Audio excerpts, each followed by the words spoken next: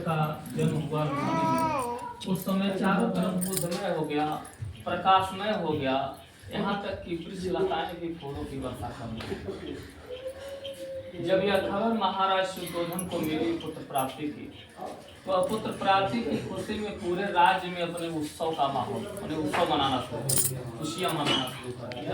जैसे आज भी जब किसी के घर में बच्चे जन्म लेते हैं तो खुशियां मनाते हैं, मिठाइयां बांटते हैं, तो उसी तरह से आज वहाँ जन्म लिए थे, राजा के लड़के थे,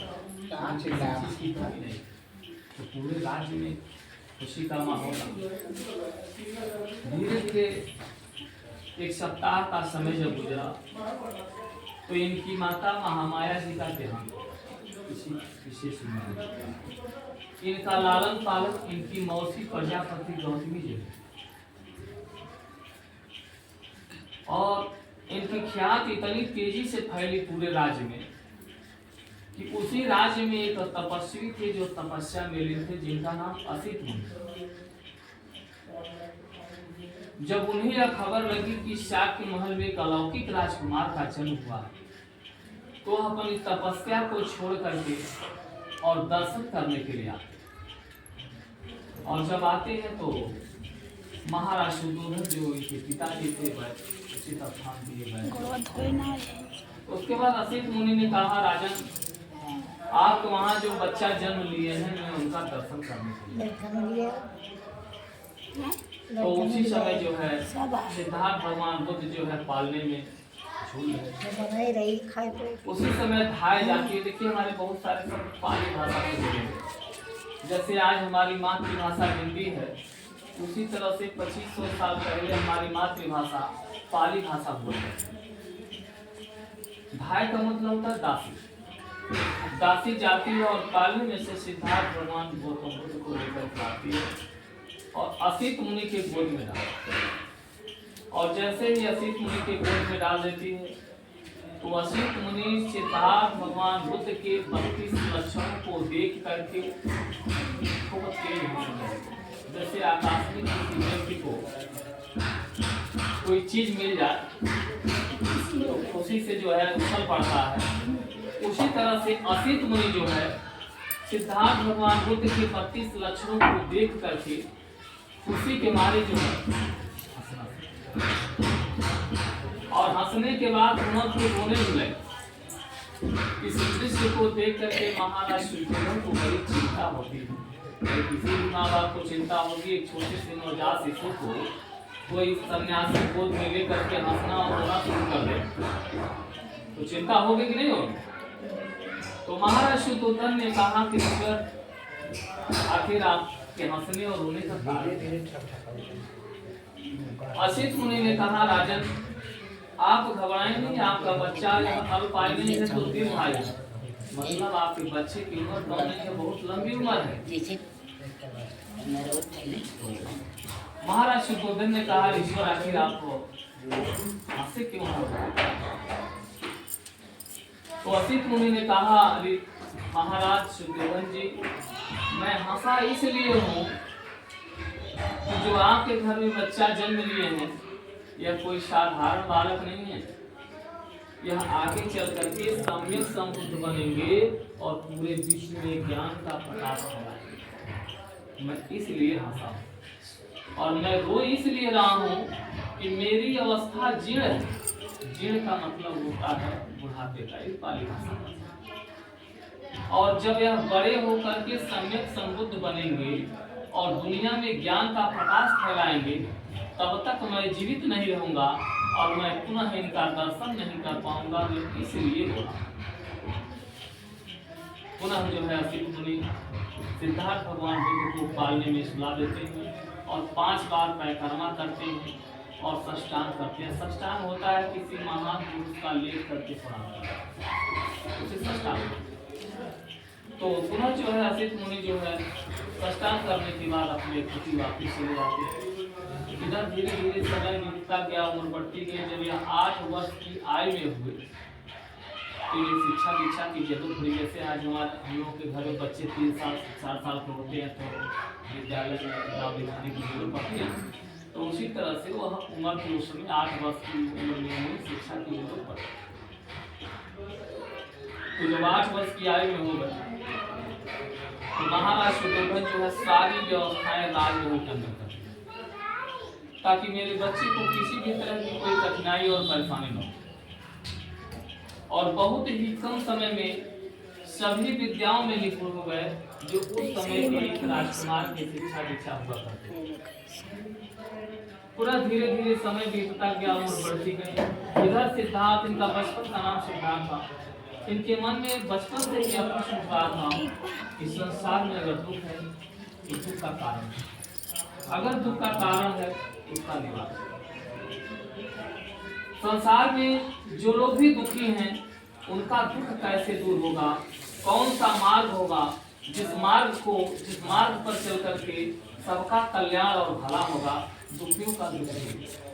इस तरह के भाव इन्हें बचपन से चले। धीरे धीरे समय बीतता गया, उम्र बढ़ती गई। जब यह 18 वर्ष की आयु थी तो वहीं शाक्य गणराज के बगल में एक कोली गणराज है, वहाँ के राजा महाराज दंडपाल हुआ करते। तो जब उनकी कन्या बड़ी हुई तो उन्होंने जैसे पहले के राजा महाराजा हुआ करते थे, उनकी कन्याएं शादी योग्य होती तो स्वयंवर रखते थे। स्वयंवर पढ़ा होगा, सीरियलों में देखा होगा, नाटकों में देखा होगा। स्वयंवर का मतलब होता है, स्वयं का मतलब होता है अपनी मर्जी का, और पर का मतलब होता है अपने पति का चुनाव का। तो स्वयंवर में तो जब वो स्वयंवर रखे, दूर दराज तक राजा महाराजाओं को पत्रिकाएं भिजवाए, साथ में राज्य की पत्रिकाएं। महाराज शुद्धोधन ने सोचा कि अब मेरे पुत्र ही बड़े हो गए तो अपने पुत्र को ही स्वयंवर में भेजेंगे। जब स्वयंवर का समय करीब हुआ तो महाराज शुद्धोधन जो है सिद्धार्थ भगवान बुद्ध को कहते हैं कि सिद्धार्थ, कोली गणराज स्वयंवर में जाना है। तो सिद्धार्थ कहते हैं भगवान बुद्ध जो है, पिताजी आप भली भांति जानते हैं अभी इन्हें बुद्धत्व की प्राप्ति नहीं हुई, ज्ञान नहीं प्राप्त हुआ। इन्होंने कहा कि पिताजी आप भली भांति जानते हैं कि मेरा मन सांसारिक व्यसनों में नहीं, राजपाट या जो भी एक राजकुमार की क्रियाकलाप होते, मेरा मन इस सारी चीजों में नहीं। मेरा मन बचपन से ही लगा हुआ है कि संसार का दुख कैसे दूर होगा, जो लोग भी दुखी हैं उनका दुख कैसे दूर होगा, इसमें मेरा मन। तो महाराज शुद्धोधन कहते हैं कि पुत्र, एक राजा बनकर के भी लोगों के दुखों को दूर किया जा सकता है। सिद्धार्थ भगवान बुद्ध ने कहा कि पिताजी आप भली भांति जानते हैं इसलिए कि आप इस वर्तमान में राजा हैं। एक राजा का एक राज्य होता है, उसके एक सीमित दायरे होते हैं, और राजा जो भी कार्य करेगा अपने दायरे, अपने सीमा के अंतर्गत ही कर सकता है, बाहर नहीं कर सकता।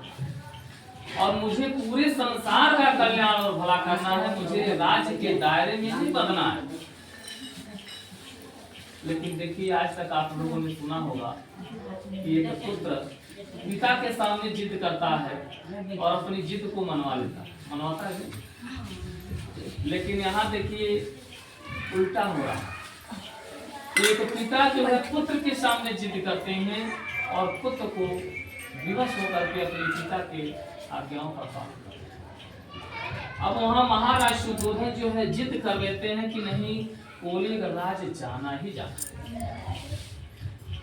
इधर सिद्धार्थ भगवान बुद्ध सोचते हैं कि अगर मैं कोली गणराज अगर जाता हूँ, यह भी निश्चित है कि मैं विवाह बंधन में बंध जाऊँ, क्योंकि साधारण पुरुष तो थे नहीं। अगर मैं कोली गणराज नहीं जाता हूँ तो पिता की आज्ञाओं की अवहेलना होगी। आने वाले समय में लोग अपने माता पिता की आज्ञाओं का पालन नहीं करेंगे, उनका सम्मान नहीं करेंगे, और मेरा ही उदाहरण देंगे कि सिद्धार्थ भगवान बुद्ध ने भी नहीं सम्मान, अपने पिता की आज्ञाओं का पालन नहीं किया। अगर मैं आज्ञा का पालन करता हूं तो विवाह बंधन में बच जाऊंगा। इन्होंने विचार किया कि अगर मैं विवाह बंधन में बचता हूं तो उससे छुटकारा लिया जा सकता है। लेकिन अगर पिता की आज्ञाओं की अवहेलना होगी तो उससे छुटकारा मुक्ति। सिद्धार्थ भगवान बुद्ध जो है अपने पिता की आज्ञाओं का पालन करते हुए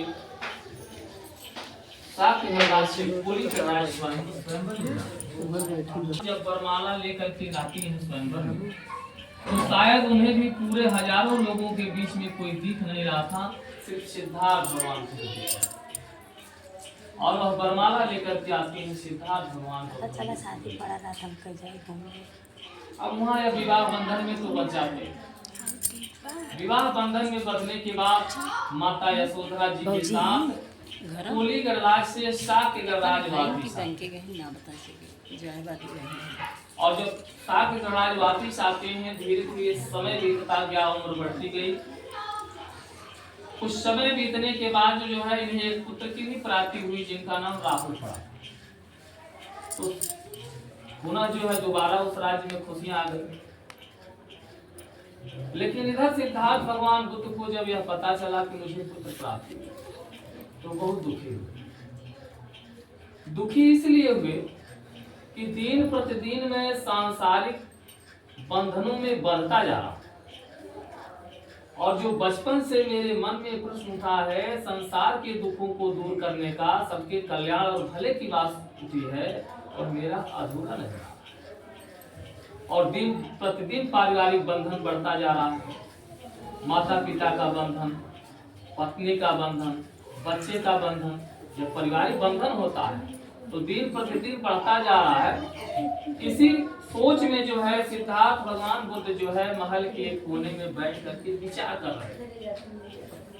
उसी समय माता यशोधरा जो इनकी पत्नी थी कहीं से आ पड़ती हैं, और जब देखती हैं कि जिसके चेहरे पर कभी शिकन नहीं हुआ करता और आज यह इतने चिंतित और बोझिल क्यों है, तो हाथ जोड़ करके कहती है भगवान, क्या मैं जान सकती हूँ कि आप इतने चिंतित क्यों? सिद्धार्थ भगवान बुद्ध देर न करते हुए इन्होंने सोच लिया कि जो बात मुझे स्वयं कहना चाहिए या यशोधरा मुझसे पूछ रही है मुझे तुरंत बताना चाहिए। सिद्धार्थ भगवान बुद्ध जो है माता यशोधरा से सारी बात अपनी बताते हैं। इन्होंने कहा कि बचपन से ही मेरे मन में जो प्रश्न उठा है संसार के दुखों को दूर करने का, वह मेरा अधूरा नजर आ रहा है, और दिन प्रतिदिन मैं पारिवारिक बंधनों में बढ़ता जा रहा हूँ। इसी सोच में मैं तो माता यशोधरा के हाथ जोड़ करके कहती है, आप जिसे बाधा समझ रहे हैं आप बाधा न समझ, मेरे तरफ से आपको कोई बाधा नहीं होगी और मेरे तरफ से आप स्वतंत्र हैं। मेरे से जो भी बन सकेगा आपके पुत्र की देखभाल करूंगी, बूढ़े माता पिता की देखभाल करूंगी। आप स्वतंत्र हैं। अगर आपके मन में ऐसे सुदृढ़ व्यवस्था वाले विचार आ गए हैं कि आप पूरे संसार का कल्याण और भला करना चाहते हैं तो मैं आपके साथ। आप चाहिए और ऐसे सत्य मार्ग को ढूंढ करके लोगों में बांट दीजिए जिस रास्ते पे चल करके सबका कल्याण और भला, और जिस दिन पूरे संसार का कल्याण और भला हो जाएगा उस दिन मैं भी अपने आप वो भी एकमात्र कि संसार के दुखों को दूर करने के लिए अपना सब कुछ न्यौछावर, और उसी दिन देर न करते हुए सिद्धार्थ भगवान बुद्ध जो है अपने ऐसे सुदृढ़ व्यवस्था वाले राजपाट को छोड़ करके, अपने पत्नी बच्चों को छोड़ करके, बूढ़े माता पिता को छोड़ करके संसार के दुखों को दूर करने के लिए गृह त्याग उठाए। आज हम उनके छोड़ के घर ना छूट पाओ, छूटा था मैंने हर साल जिला में कार्यक्रम होला, हम से 10 से 12 दिन जात हुए काम में, सही है। मैंने एक दिन का दिन नहीं छूटा था घर। अब बताइए इतना व्यवस्थित राजपाट छोड़ के संसार के कल्याण और भला चले। सिद्धार्थ भगवान बुद्ध जो है जो अपने राजपाट को छोड़ बैठा था जिसका नाम संतक जो गलत हाथक रहे। इनकर एक बहुत प्रिय घोड़ा है जिसका नाम संतक है, उसी से चलते तो अपने साथी को बुलाया और साथी रथ लेकर के आया। और आधी रात को यानी आधी रात बीत जाने के बाद यानी सब लोग जब सूत जाता, अब एक बहुत बड़ा प्रश्न उठेला कि बहुत सारे लोग इस तरह से कहते हैं कि आखिर सिद्धार्थ जी ने आधी रात को ही क्यों त्याग क्यों किया, इन्हें दिन में करना चाहिए।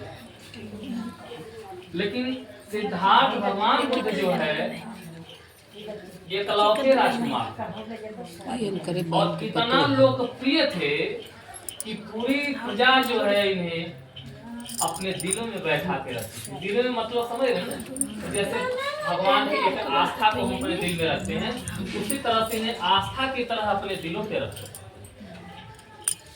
अगर सिद्धार्थ भगवान बुद्ध अगर दिन में जाते तो प्रजा इन्हें जाने नहीं देती और आपस में ही विद्रोह हो जाता, तो पूरे राज्य में अमन चैन कायम रहे, शांति व्यवस्था कायम रहे। इसलिए जो है सिद्धार्थ भगवान बुद्ध जो है आधी रात के यानी सबको सोए हुए में छोड़ करके गृह त्याग और अपना गृह त्याग करने के बाद यह अपने राज्य के अंतिम छोर पर